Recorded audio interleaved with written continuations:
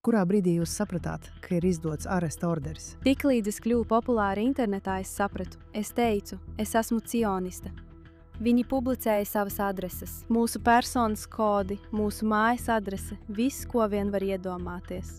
Atgriešanās Turcijā man nozīmē cietumu. Turku Avģi bija studente no Turcijas, kas studēja Izrēlā. Pēc 7. oktobra viņa izteica dažus komentārus tiešsaistē. Viņa teica, ka mīl Izrēlu un ka ir cioniste. Kopš tā laika Turcijā pret viņu ir izdots aresta orderis, un viņa nevar doties mājās. Turku, laipni lūgta. Sveiki, liels paldies! Turku, tu esi tik jauna un esi tik daudz piedzīvojusi.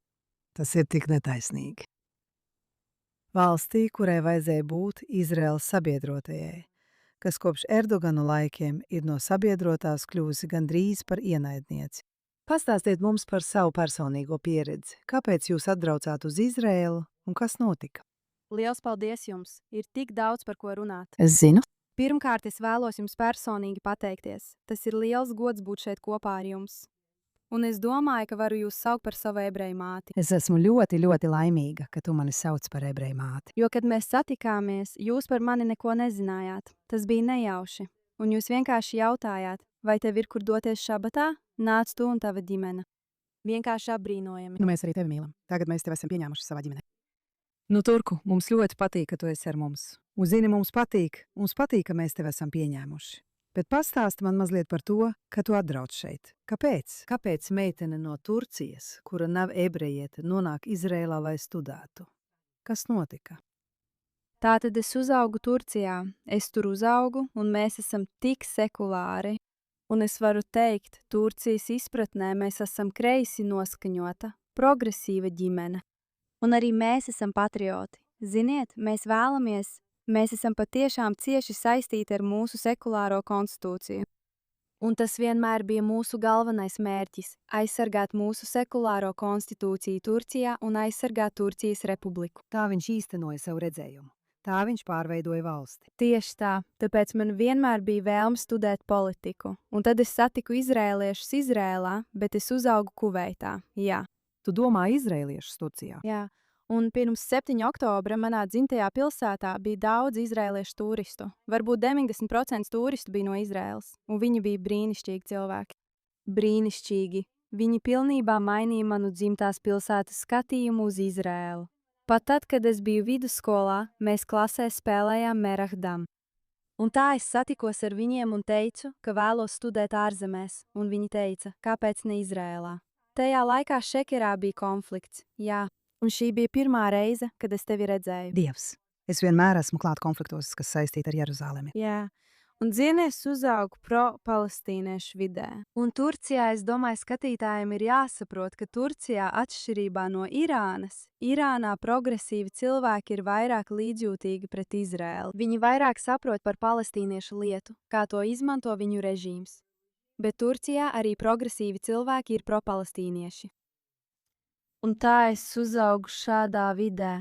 Bet es vienmēr uzdevu jautājumus, jo mēs sadarbojamies ar cilvēkiem, kuri vēlas pārvērst manu valsti par islāma valsti. Un man šķita, ka es atbalstu viņu mērķi. Un tas nav tikai palestīniešu tautas labā. Tas ir ideoloģijas dēļ. Un atbalstot šo ideoloģiju, tas beigās kaitēs manai valstī. Citiem vārdiem sakot, islāmistu ideoloģija ir pēdējā lieta, ko jūs vēlaties savā valstī. Tieši tā, tāpēc, kad Šeikdžarā notika konflikts, es nodomāju, zini ko? Es gribu izlasīt šo stāstu no Izrēlas puses. Ne viss, ko Izrēla dara, var būt nepareizi. Kā viņi to skaidro, kā viņi aizstāv savu rīcību. Un tad to arī dzirdēja Turcijas medijos. Jā. Par visu ir atbildīga Rauza. Izrēlieši vienu dienu viņi pamostas un domā. Šodien man ir vēlme iznīcināt mājas, nogalināt nabadzīgos cilvēkus. Viņi ir šeit katru dienu. Tieši tā. Doktorantūrā. Šodien nē, jā, šī ir propaganda. Un es domāju, tas nevar būt īstenība. Un tad es runāju ar saviem izrēliešu draugiem, kurus satiku. Un tad es arī ieraudzīju tavu lapu. Tu pati un Emīlija, jūs bijāt pirmie cilvēki, ko es pazinu. Pirmie ietekmētāji vai žurnālisti, varu teikt, no Izrēlas. Un tad es sapratu, ka tas nav tā, kā mēs lasām vai redzam. Tas ir daudz sarežģītāk, nekā mēs domājam. Un tad es ieraudzīju vienu rakstu no Ebreju universitātes profesoriem. Un tad es sameklēju Ebreju universitāti un sapratu, ka to ir dibinājis Einsteins. Visi šie izcilie profesori. Es varu apgūt ivritu, arābu valodu. Es gribu studēt politiku. Vai ir kāda labāka vieta? Wow. Un tad es nonācu šeit. Un pat, ja zini, es biju maigāka nekā mani draugi, mana vide attiecībā uz Izrēlu, es domāju, ka zinu vairāk, bet visa mana perspektīva mainījās. Pilnīgi viss. Es neko nezināju par jūdeismu, ebrejiem un Izrēlu.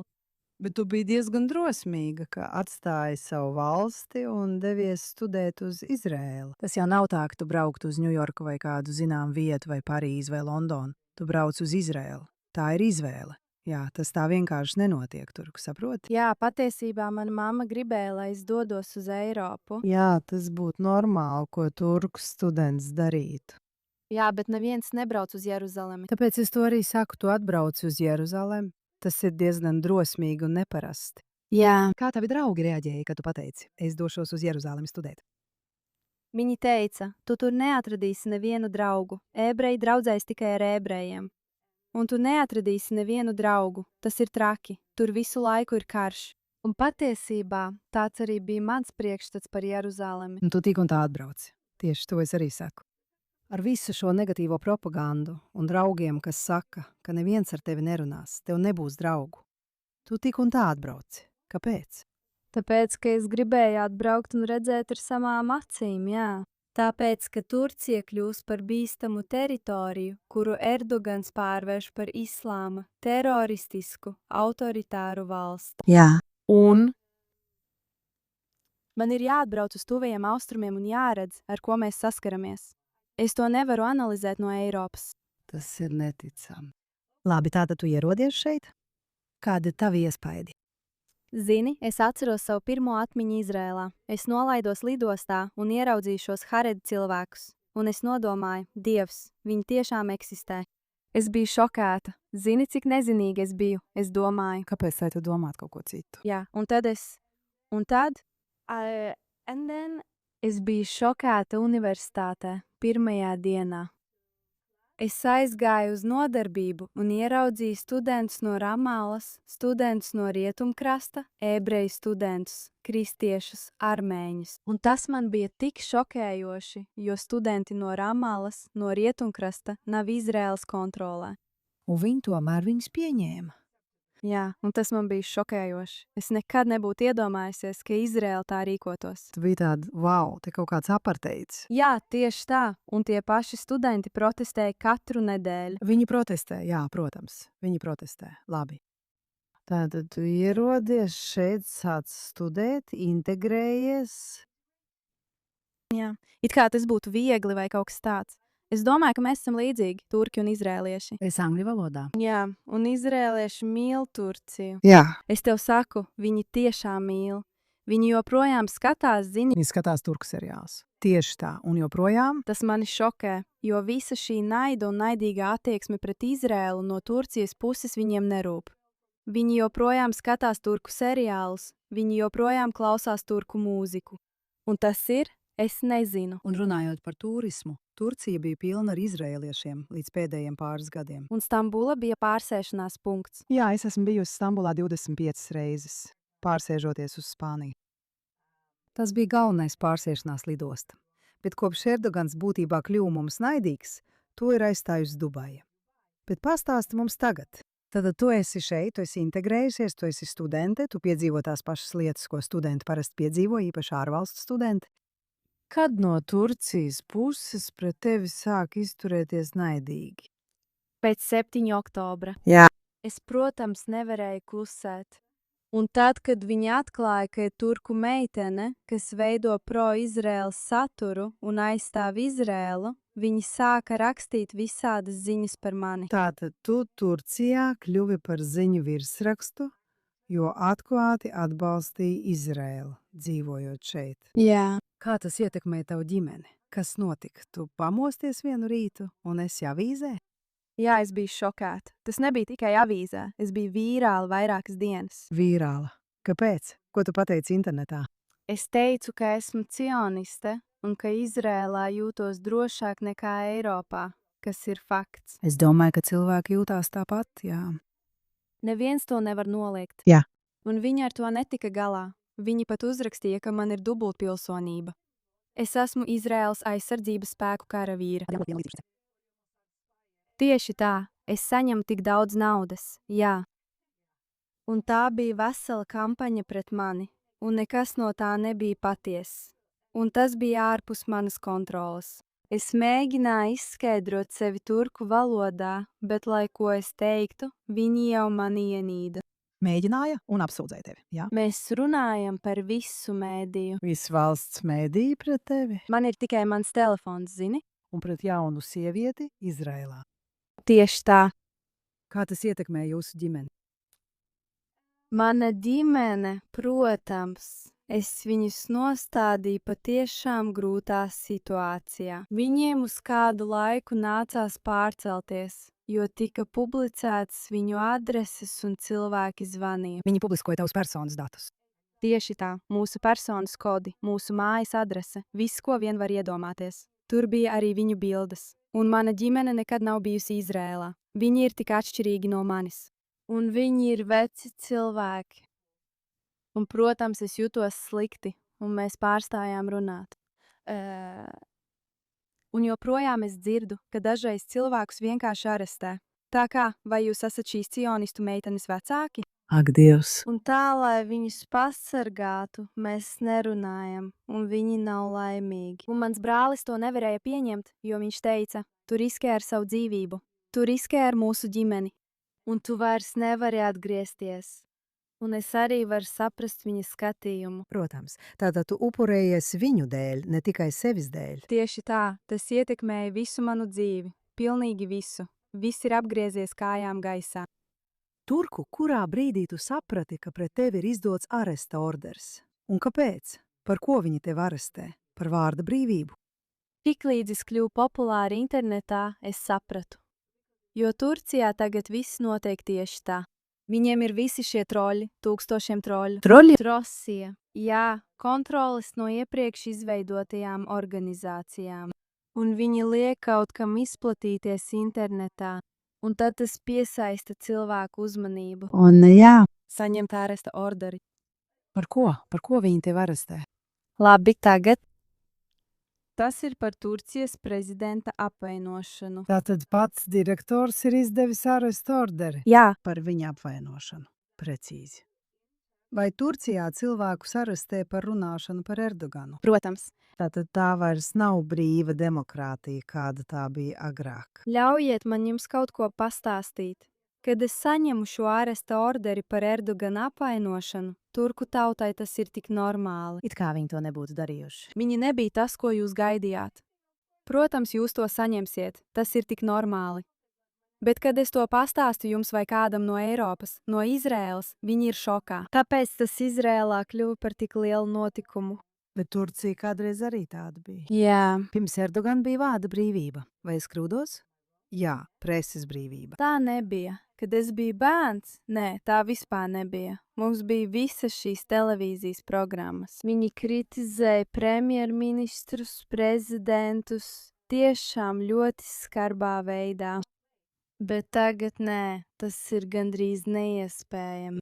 Katru reizi, kad kāds kaut ko pasaka, mēs baidāmies par viņu. Viņš visticamāk nonāks cietumā. Tas ir briesmīgi, Tuku. Kā jūs paudz tur to uztver? Es domāju, vai viņi vienkārši saka, nu, tā tas ir, mums ar to jāsamierinās? Vai ir kāda pretestība? Es zinu, ka ir nopietna opozīcijas pretestība. Es zinu, ka ir populāra opozīcijas līderi, piemēram, Stambulas mērs, ja viņi vēl nav ielikuši cietumā. Vai pastāv iespēja, ka Erdogans varētu tikt izbalsots, un mēs varētu redzēt jaunu Turciju? Es domāju, ka mūsu lielākā cerība šobrīd ir jaunā paudze, jo, manuprāt, visas paaudzes, pat ja viņas ir pret Erdoganu, kaut kā ir pieradušas pie šīs sistēmas. Manuprāt, tas ir tas bīstamākais. Jā. Tas ir bīstamāk nekā Erdogana klātbūtne. Cilvēki pierod pie viņa režīma un vienkārši sāk ar to sadzīvot.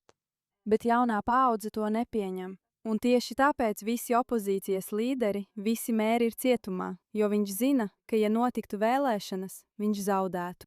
Tāpēc viņš pārveido visas opozīcijas partijas un arī savu partiju. Un pat šobrīd viņš pārveido opozīcijas partijas. Tādā veidā, ka viņš zina, ja viņš dotos uz vēlēšanām, viņš uzvarētu. Tātad viņš būtībā maina noteikumus, lai varētu turpināt uzvarēt. Tieši tā. Ko tas tev praktiski nozīmē, Turku? Vai tas ir aresta orders, kas nozīmē, ka tu nevari doties uz Turciju? Zini, es vienmēr cenšos ignorēt visas sliktās sekas. Es nedomāju tā, ka es vairs nevaru atgriezties savā valstī pie savas ģimenes. Es par to neko nedomāju. Es cenšos domāt pozitīvi, lai varētu būt produktīva. Es domāju tā, tagad esmu brīva. Es varu teikt visu, ko vēlos. No šejienes tu noteikti vari. Jā, tieši tā. Un zini, kas tevi nenogalina, padara tevi stiprāku.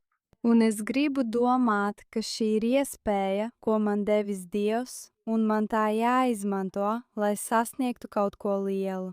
Šis likums par Erdogana apvainošanu ir sāpinājis tūkstošiem cilvēku Turcijā. Un varbūt es varu padarīt to par kaut ko globālu. Globālu. Un es varu piesaistīt globālu uzmanību. Es varu padarīt savus darbus lielākus. Tāpēc es tiešām ignorēju visas sliktās sekas. Es koncentrējos uz labajām lietām. Un tā es palieku pozitīva. Nu, tu esi ļoti pozitīvs cilvēks. Vai tev patīk dzīve šeit, Izrēlā? Jā, es mīlu savus draugus. Tev ir laba dzīve? Tagad tu dzīvo Telavivā? Jā, tev ir laba dzīve. Es domāju, tu dzīvo brīvi. Jā, noteikti. Zini, tas mani tik ļoti iepriecina. Es varu vienkārši, kad eju uz pludmali Telavivā, lai kas arī būtu, tur ir dzīvība. Cilvēki ir ārā, viņi izbauda dzīvi. Un mani dara laimīgu jau tas vien, ka varu viņus vērot. Vai tu esi šeit atradusi draugus un kopienu? Vai tu tagad šeit jūties kā mājās? Jā, īpaši pēc tam, kad Izrēlā cilvēki dzirdēja manu stāstu. Jā, tu esi bijusi visos Izraēlas medijos. Tev nav ne jausmas, mātes, tēvi, ziņas, ko es saņemu. Tas viss ir vienkārši apbrīnojami. Es jūtos kā viņu meita. Visa valsts tagad tevi ir pieņēmusi kā savējo. Jā, un tas ir traki, jo es neesmu ebrejiete, esmu turciete, esmu imigrante, un viņi pat sāka kampaņu, lai es paliktu Izrēlā. Tas ir apbrīnojami. Tātad, zini, tas, ko tu šobrīd dari, ir patvēruma meklēšana šeit. Jā. Kāpēc tu meklē patvērumu? Jo atgriešanās Turcijā man nozīmē cietumu, un vēl sliktāk – fizisku uzbrukumu. Viņi spīdzina ieslodzītos.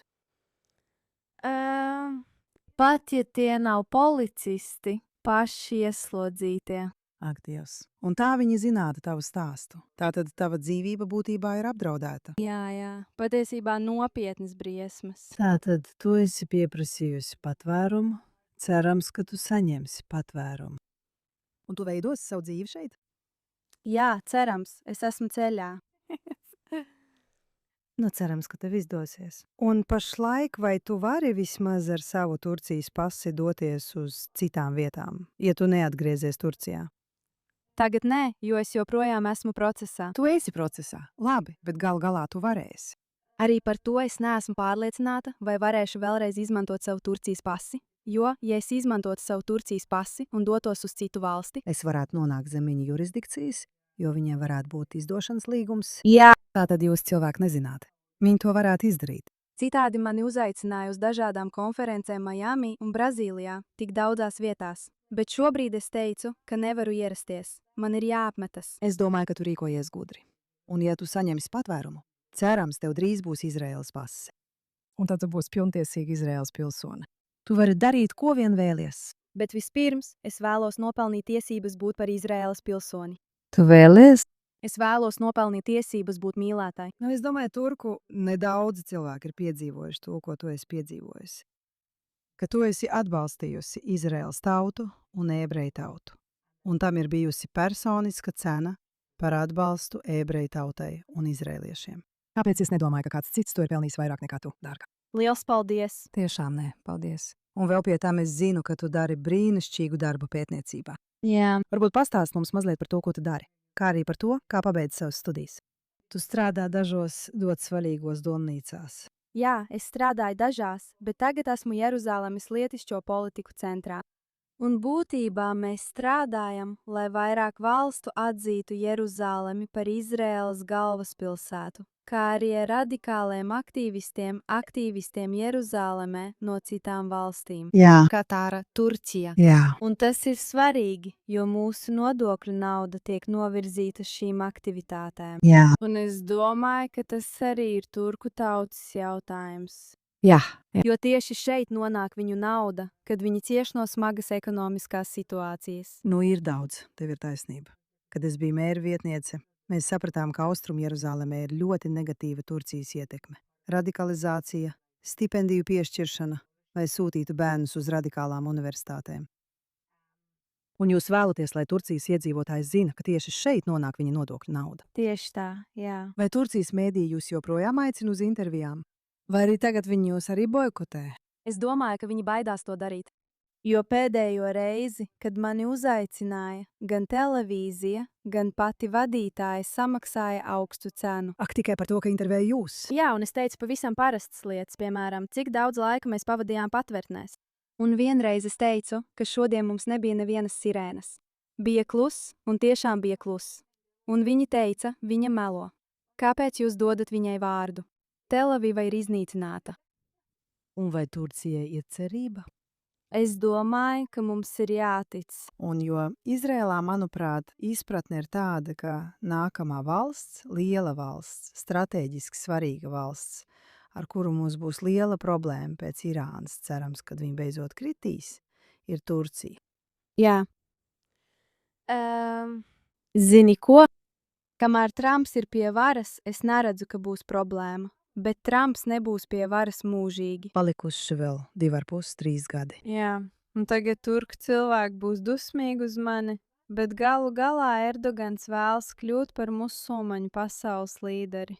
Tas ir tas, ko viņš vēlas darīt. Viņš vēlas atjaunot Osmaņu impēriju, vai ne? Jā, un piemēram mūsu gubernators saka, ka viņa sapnis, mūsu iekšlietu ministrs teica, ka viņa sapnis ir kļūt par Jeruzalemes gubernatoru. Ir Jeruzalemes gubernators. Mūsu bijušais ministrs teica, ka mēs varam upurēt 300–400 tūkstošus turku karavīru, lai atbrīvotu Jeruzalemi.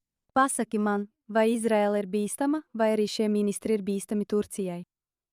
Protams, tie ministri, piemēram, kāda veida? Retorika ir. Tā, jā. Nu, viņš tiešām vēlas atjaunot Osmaņu impēriju. Viņš tagad sevi uzskata par musulmaņu pasaules līderi.